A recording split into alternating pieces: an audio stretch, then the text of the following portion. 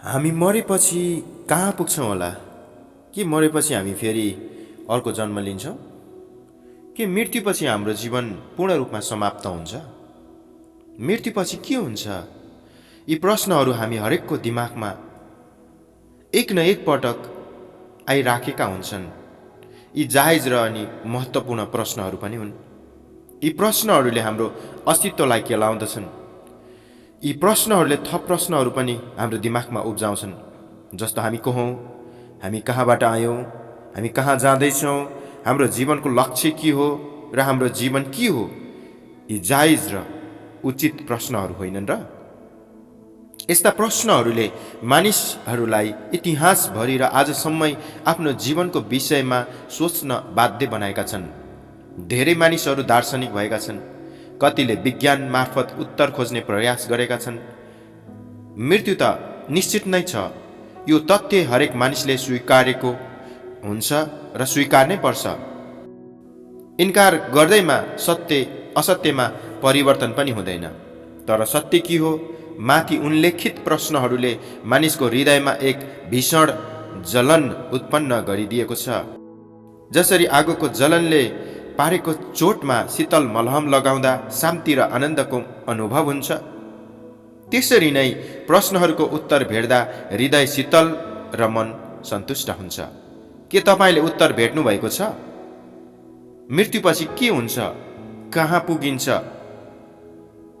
साँचो जीवित परमेश्वर, जसले आकाश, पृथ्वी र त्यसमा भएका सबै जीवहरू र सबै थोकहरू सृष्टि गर्नुभयो, उहाँले हामी मानिसहरूलाई जीवनको अर्थ र यथार्थ प्रकट गर्नुभएको छ। करिब 40 मानव लेखकहरू प्रयोग गरेर परमेश्वरले आफ्नो विषयमा र मानव जीवनको विषयमा सत्य तथ्यहरू लिखित रूपमा हामीलाई प्रबन्ध गरिदिनु भएको छ। यस लिखित परमेश्वरको प्रकाशलाई हामी बाइबल भनेर चिन्दछौँ। बाइबलमा परमेश्वरले हाम्रो जीवनको सृष्टि, जिउनुको अर्थ र हाम्रो गन्तव्यका विषयमा प्रष्ट रूपमा बताउनु भएको छ। हाम्रो जीवन उहाँबाट नै आउने भएको हुनाले हाम्रो जीवनको विषयमा हामीलाई भन्दा उहाँलाई बढी ज्ञान हुनु स्वाभाविकै हो। त्यसैले आउनुहोस्, हाम्रा प्रश्नहरूका साँचो र सन्तोषजनक उत्तरहरू पाउन परमेश्वरको वचन बाइबललाई अध्ययन गरौँ। मानव जीवनको विषयमा बाइबलीय उत्तरहरू र सत्य तथ्यहरू अब तल संक्षिप्त रूपमा हामी बताउनेछौँ। कृपया यी सत्यताहरूलाई खुला मनले विचार गर्नुहोस्, केलाउनुहोस् अनि सही हृदयले आफ्नो जीवनको विषयमा निर्णय लिनुहोस्। निर्णय तपाईँको हो। याद गर्नुहोस्, हाम्रो निर्णयले हाम्रो जीवनलाई प्रभाव पार्दछ, आज अनि आउने दिनहरूमा पनि। आज तपाईँले गर्ने निर्णयले तपाईँको वर्तमान भविष्य पूर्ण रूपमा परिवर्तन गर्न सक्छ। हाम्रो जीवनको सुरुवात। मानव जीवन कसरी सुरु भयो? बाइबलले यस विषयमा के भन्दछ? बाइबलको एउटा खण्ड उत्पत्ति 1 अध्यायको 26 मा यस्तो लेखिएको छ, अनि परमेश्वरले भन्नुभयो, हामी मानिसलाई आफ्नै स्वरूपमा हाम्रै समानतामा बनाऊ। त्यसै गरी अर्को खण्डमा उत्पत्ति 2 अध्यायको 7 पदमा लेखिएको छ, अनि परमप्रभुले मानिसलाई जमिनको माटोबाट रच्नुभयो अनि तिनको नाकका प्वालहरूमा जीवनको श्वास फुकिदिनु भयो र मानिस जिउँदो प्राणी बने। यसरी बाइबलले स्पष्ट पार्दछ कि मानिसलाई परमेश्वरले सृष्टि गर्नुभएको हो।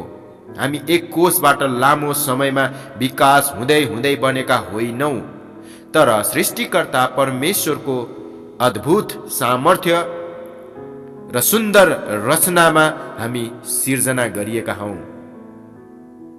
हाम्रो जीवनको अर्थ र उद्देश्य। हाम्रो जीवनको उद्देश्य के हो त? हामी यस संसारमा किन छौँ? बाइबलले हामीलाई बताउँदछ कि मानिस लगायत सम्पूर्ण सृष्टि गरिएका कुराहरू, रुख, पहाड, हिमाल, जनावरहरू परमेश्वरकै आनन्द र महिमाका निम्ति सृष्टि गरिएका हुन्। प्रकाश 4 अध्यायको 11 पदले भन्छ, हे हाम्रा प्रभु र परमेश्वर, तपाईँ महिमा, आदर र शक्ति ग्रहण गर्ने योग्यको हुनुहुन्छ, किनभने सबै कुरा तपाईँले नै सृष्टि गर्नुभएको हो र तपाईँकै इच्छा बमोजिम ती अस्तित्वमा आए र तिनको सृष्टि भयो।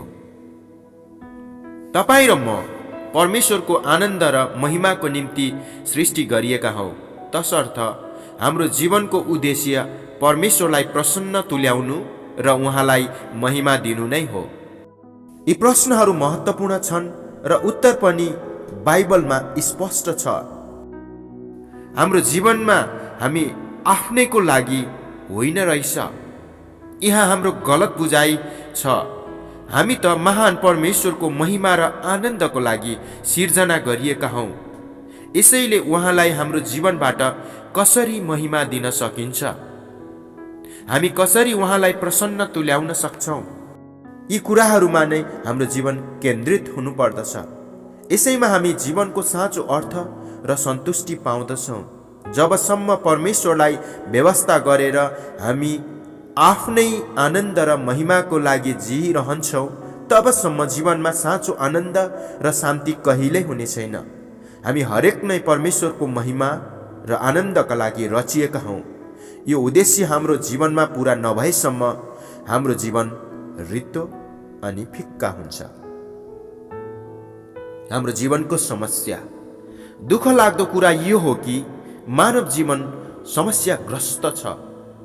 अब यो वाक्यलाई नकार्ने मानिस त कोही पनि छैन होला। रोग बिमार, झै झगडा, लडाई, गरिबी, अन्याय आदि आदि जस्ता कुराहरू संसारभर मानिसहरूले अनुभव गरिराखेका छन्। त्यसैले हामी सबैजना स्वीकार्छौँ कि मानव जीवन समस्याबाट ग्रस्त छ। तर वास्तविक समस्या ती होइनन्। ती सब त मुख्य समस्याका प्रतिफल मात्रै हुन्। बाइबलले रोमी 3 अध्यायको 23 पदमा यसरी भन्छ, किनकि सबैले पाप गरेका छन् र परमेश्वरको महिमा रहित हुन गएका छन्। वास्तविक समस्या त पाप हो। पाप के हो? परमेश्वरको आज्ञा र इच्छा भङ्ग गर्नु नै पाप हो।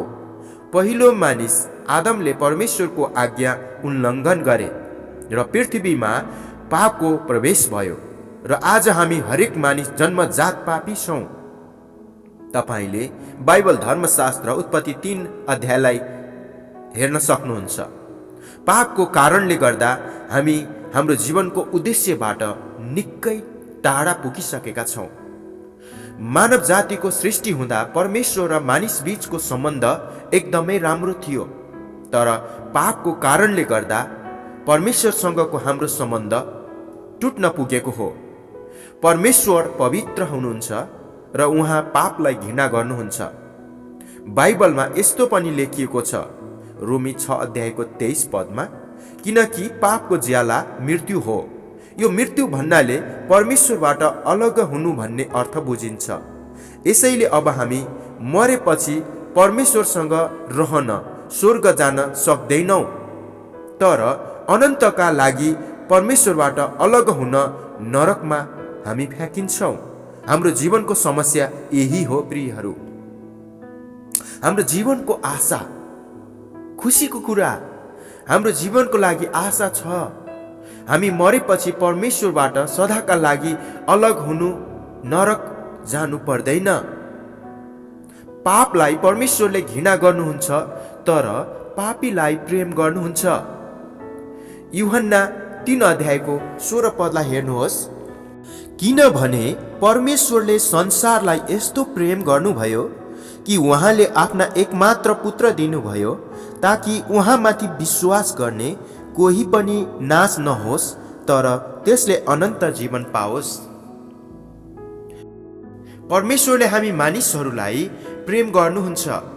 त्यसैले उहाँले आफ्नो एकमात्र पुत्र यीशु ख्रीष्ट हाम्रो पापको सट्टामा मर्न पठाउनु भयो। हामी मर्नु पर्नेमा यीशु ख्रीष्ट मर्नुभयो। बाइबलको वचन रोमी अध्याय 5 को 8 पदमा यस्तो लेखिएको छ, तर परमेश्वरले हामी तर्फ आफ्नो प्रेम यसैमा प्रकट गर्नुहुन्छ, हामी पापी हुँदा हुँदै ख्रीष्ट हाम्रा निम्ति मर्नुभयो। यीशु ख्रीष्ट मर्नुभयो अनि उहाँलाई चिहानमा गाडियो, तर तेस्रो दिनमा उहाँ जीवित भई उठ्नुभयो। आज यीशु ख्रीष्ट जीवित हुनुहुन्छ। रोमी 6 अध्यायको 9 पदलाई हेर्नुहोस्। हामी जान्दछौँ कि ख्रीष्ट मरेकाहरूबाट जीवित भएर फेरि मर्नुहुने छैन। अब उसो उहाँमाथि मृत्युको राज्य हुँदैन। आज येशू ख्रीष्ट जीवित हुनुहुन्छ र स्वर्गमा परमेश्वर पिताको दाहिने हातमा विराजमान हुनुहुन्छ। परमेश्वरको पापप्रतिको क्रोध र न्यायले मृत्यु र रगत बहाइको माग गर्दथ्यो। त्यो माग पूरा गर्न येशू ख्रीष्टले आफ्नो रगत र मृत्युद्वारा पूरा गरिदिनुभयो। जुन कुरा आजभन्दा 2000 वर्ष अगाडि इजरायलको इतिहासबाट हामी पाउन सक्छौँ, जहाँ यीशु ख्रीष्टले कल्वारीको क्रुसमा आफ्नो रगत बहाउनुभयो।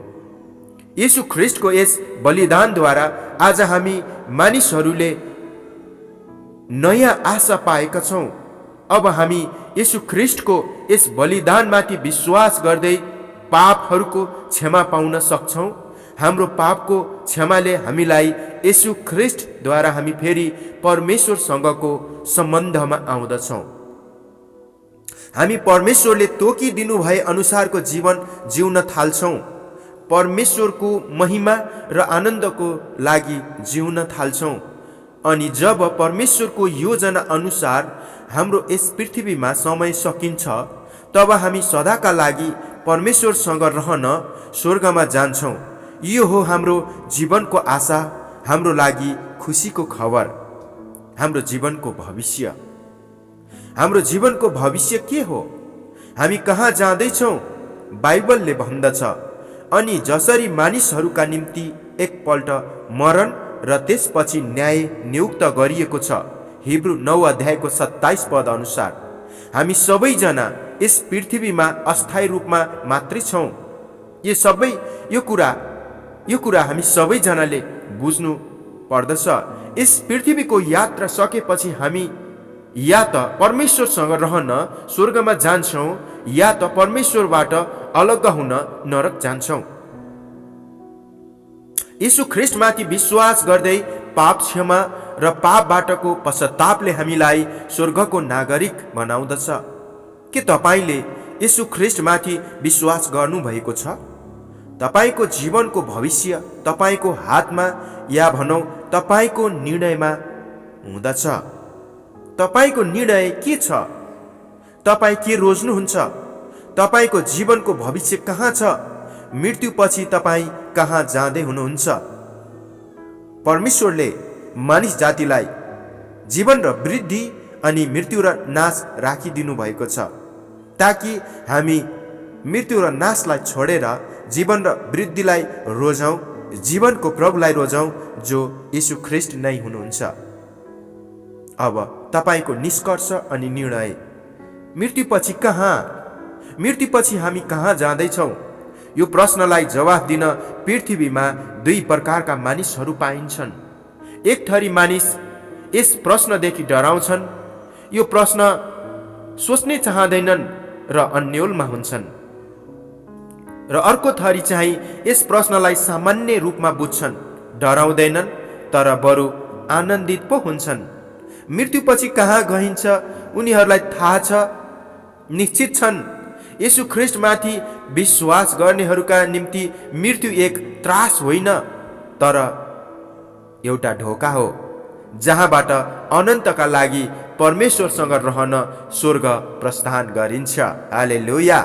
अब तपाईँको निष्कर्ष के छ? तपाईँको निर्णय के छ? तपाईँ मृत्युपछि कहाँ जाँदै हुनुहुन्छ? तपाईँलाई परमेश्वरले प्रेम गर्नुहुन्छ र आफूसँगै रहेको चाहनुहुन्छ? आउनुहोस्, आज नै आफ्ना पापहरूबाट पश्चाताप गर्नुहोस् र पाप क्षमाको लागि यीशु ख्रीष्टमाथि विश्वास गर्नुहोस्।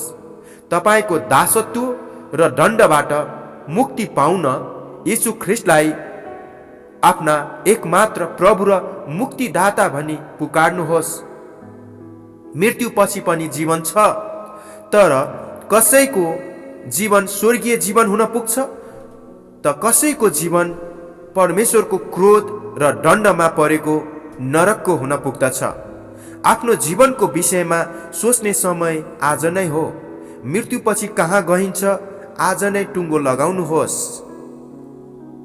बाइबल धर्मशास्त्रले हामीलाई यसरी भन्दछ, यूहन्ना 5:24 साँच्चै म तिमीहरूलाई भन्दछु, जसले मेरा वचन सुन्छ, मलाई पठाउनु हुने माथि विश्वास गर्छ, त्यससित अनन्त जीवन छ।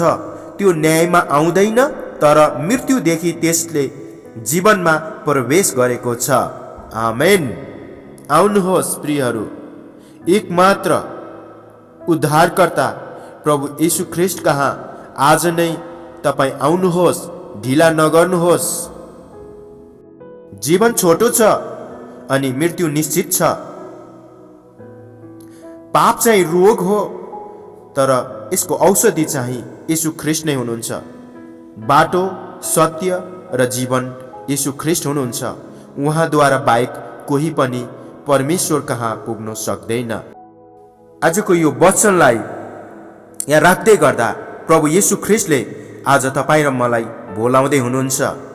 तपाईँ र मलाई बोलाउँदै हुनुहुन्छ र अनन्तको राज्यमा स्वागत गर्नलाई ढोकामा कुर्दै हुनुहुन्छ। आउनुहोस्, जीवनको प्रभुलाई रोज्नुहोस्, अनन्तको जीवन पाउनुहोस्। प्रभुले तपाईँहरू सबैलाई प्रशस्त गरी आशिष दिनुहोस्, बुझ्ने मन दिनुहोस् र प्रभुको उपस्थितिमा आनन्दको भरिपूर्ति पाउनुहोस्। आमेन।